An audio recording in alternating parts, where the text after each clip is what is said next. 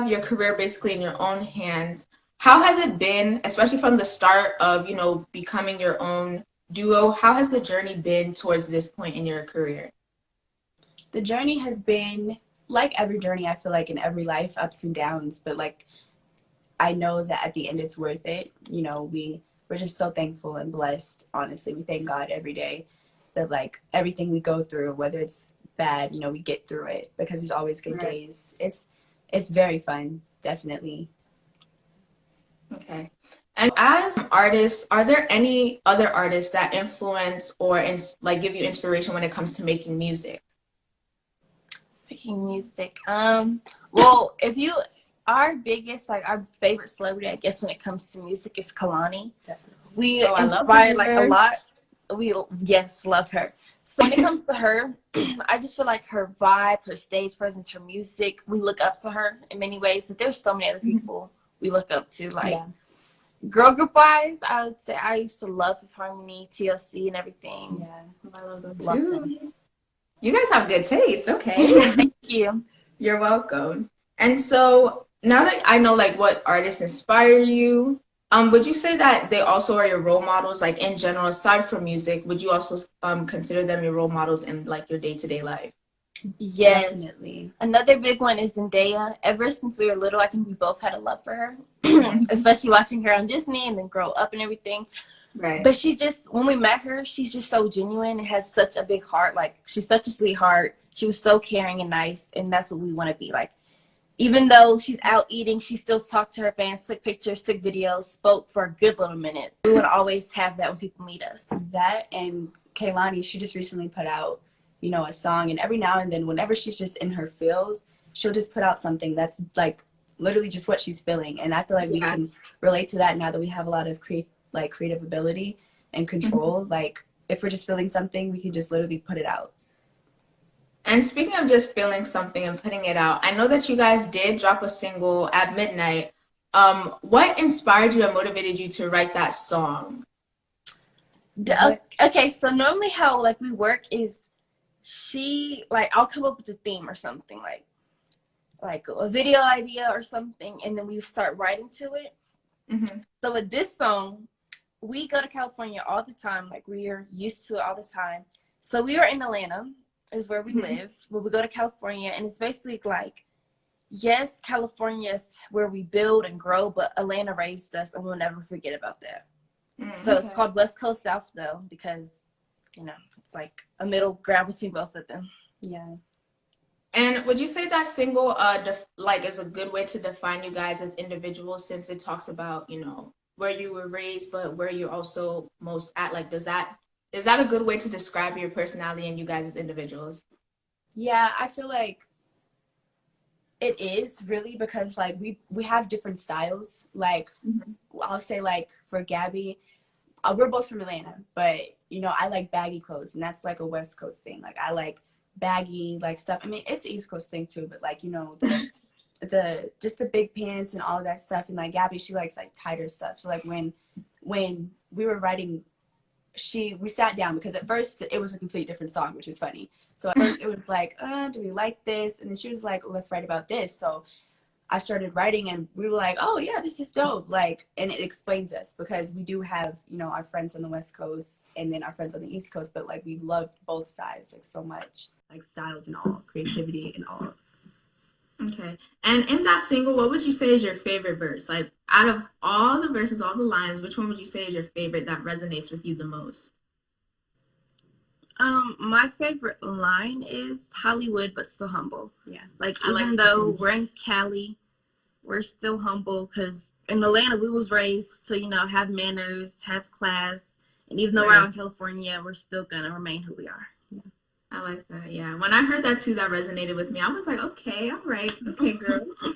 And I like that energy, because that is something that you do need to remember, as someone that other people look up to, especially as influencers. You have to watch how you act so that people don't mirror the wrong thing or get the wrong impression. So kudos to you for that, because that resonated with me when I heard it. Also, speaking of your single coming out and, just building yourself up, how do you guys deal with negativity, and how do you guys deal with haters whenever you get that? How do you deal with it? How we deal with, I feel like, I don't know if we deal with it in different ways. I know as a group, it's really just something that helps us. I think for everyone knows, like, if you don't have any haters, then clearly you're not popping. So, like, I feel like when people put in their 2 cents, it really is just like, okay, it reminds me that we are doing something and it's getting to people. Right. And it really only benefits us. Like, they watch our stuff, that only helps us. So it's like, Yeah. Everybody on this earth is gonna have opinions. So it never makes us mad or anything. It's like, we're not always gonna be, you guys are the best people in the world. Like, people are gonna criticize no matter what you do. Right. And so also I wanted to ask regarding your startup, you know, as a duo, what was it like in the sense of support? Like, how did your family and friends support you? What resources did you guys have to learn how to, you know, grasp onto when you started? Family, so supportive. Like, we have the best families ever. Like, they understood if we can't make it and stuff, like little things like that. Yeah. And friends, it's kind of difficult because being 9 and 10, you know, that's when there's sleepovers and birthday parties and let's go swimming and stuff. Right. I think our true friends are the ones who stayed around. Like, Yeah. they understand, like, you know, sometimes they're gonna go out of town, they're gonna travel, but we're still gonna remain friends. And the ones who weren't were like, why? Like, people get mad at us, like, why are you guys so busy? You don't want to hang out. You guys are fake. But I mean, we found out who our true friends were through that process. Yeah. And speaking of, you know, being very busy, because that is inevitable, you're definitely going to be busy when you're an artist or when you're just serious about any career.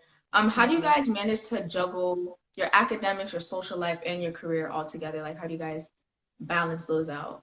People ask all the time, like, how did you manage like school? And we would honestly, when we started the group, I was in regular school, public school, and then I transferred into homeschool, and like it was kind of like weird because like she switched out. So recently she was in public school, but like we balanced it because like everyone knows that like being a kid, you can't work for over a certain amount of hours, but like you still like say our friends on Raven's Home on set, they literally they'll have them like do schoolwork for this many hours and then do like the start filming. So like we definitely make sure school is first, but definitely make sure that we're balancing like, okay, we're gonna do this for school and then we're gonna get this done. Yeah. With me, like, I just recently went back to high school. I'm done now since the coronavirus. I'm going back to homeschool in 10th grade. But I kind of just wanted to like experience it for once going to high school because I feel like you're never going to get those memories back.